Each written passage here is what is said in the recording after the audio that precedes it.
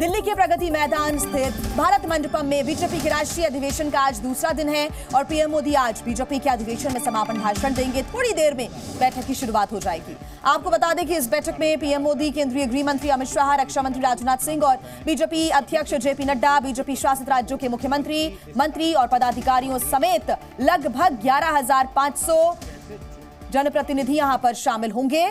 2024 का चुनाव बीजेपी का महामंथन, 11,500 बीजेपी के बड़े नेता इस अधिवेशन में शामिल होंगे। दूसरा दिन है और आज सभी की निगाहें हैं प्रधानमंत्री नरेंद्र मोदी के समापन भाषण पर भी। अब की बार एनडीए 400 पार।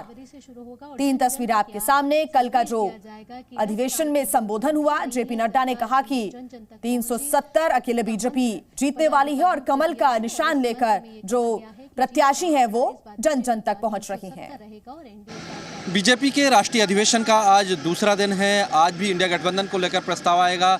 दिनेश शर्मा जी हैं, वरिष्ठ नेता हैं। सर, आज क्या दूसरा दिन है, क्या प्रस्ताव आएगा इंडिया गठबंधन? नहीं, देखो, प्रस्ताव तो तमाम आते हैं।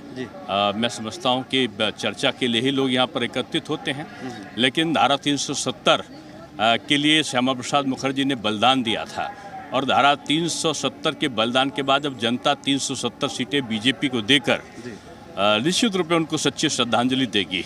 इसका आगाज है, कार्यकर्ताओं में उत्साह है। भाजपा ने एकदम से पूरे देश में जिस प्रकार से काम किया है, अंतर्राष्ट्रीय स्तर पर प्रतिष्ठा बढ़ाई है।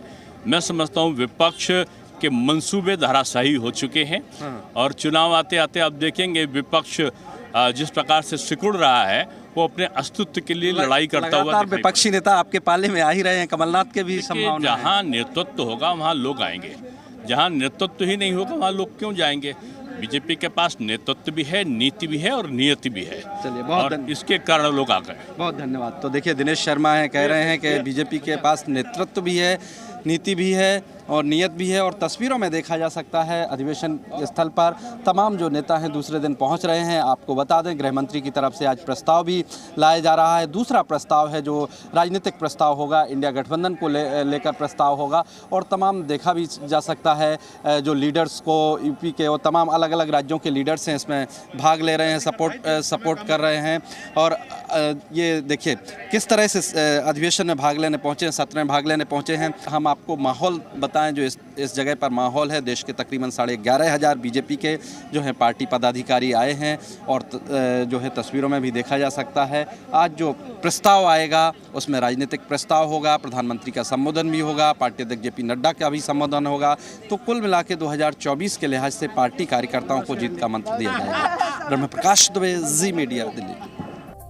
तो पार्टी के 11,500 पदाधिकारी इस बैठक में शामिल होने के लिए पहुंच रहे हैं। आपको सीधा तस्वीरें हम दिखाएंगे, लेकिन उसके पहले आपको बता देते हैं जीत का फॉर्मूला आखिर ज्ञान क्या है। GYAN। G का मतलब गरीब, Y का मतलब युवा, A का मतलब अन्नदाता और N का मतलब नारी शक्ति। कल बीजेपी के राष्ट्रीय अध्यक्ष जेपी नड्डा ने जो संबोधन दिया उसके दौरान उन्होंने ज्ञान का जिक्र किया और कहा कि ये सभी वर्ग जैसे जैसे आगे बढ़ेंगे वैसे वैसे भारत सशक्त बनेगा और आगे बढ़ेगा। ब्रह्म प्रकाश दुबे हमारे साथ लगातार जुड़े हुए हैं भारत मंडपम से, वो हमें जानकारी दे रही हैं। ब्रह्म प्रकाश दुबे, आपकी रिपोर्ट कुछ देर पहले हमने देखी। आज बड़ी संख्या में बीजेपी के जो पार्टी के जो पदाधिकारी हैं वो पहुंच रहे हैं। सभी की निगाहें होंगी कि आज जो विपक्ष के लिए, रणनीति के लिए जो प्रस्ताव पेश किया जाएगा वो क्या होता है और प्रधानमंत्री अपने समापन भाषण में क्या कुछ कहते हैं, क्या तैयारियां वहां पर?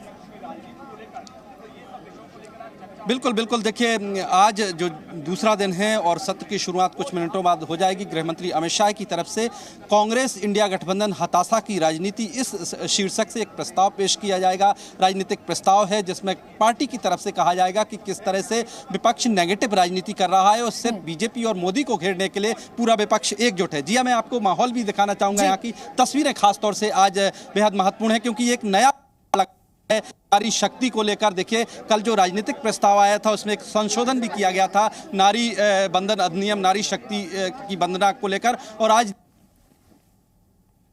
देश ने किया नारी शक्ति को वंदन, और इस मैसेज के साथ, यानी जिस तरह से कल प्रधानमंत्री नरेंद्र मोदी ने कहा था कि आपको विकास के एजेंडे के साथ जाना है, और जब कल राजनीतिक प्रस्ताव आया था उसमें एक संशोधन ये भी आया था कि नारी शक्ति को लेकर जो सरकार की तरफ से जो प्रयास किए गए, जो अध्यादेश आया तो उसको सम्मिलित किया गया था। आज जो राजनीतिक प्रस्ताव होगा वो इंडिया गठबंधन कांग्रेस पर होगा, और इसके बाद बीच में पार्टी अध्यक्ष का जो है संबोधन है, और इसके बाद फाइनली जो है समापन भाषण प्रधानमंत्री नरेंद्र मोदी का होगा।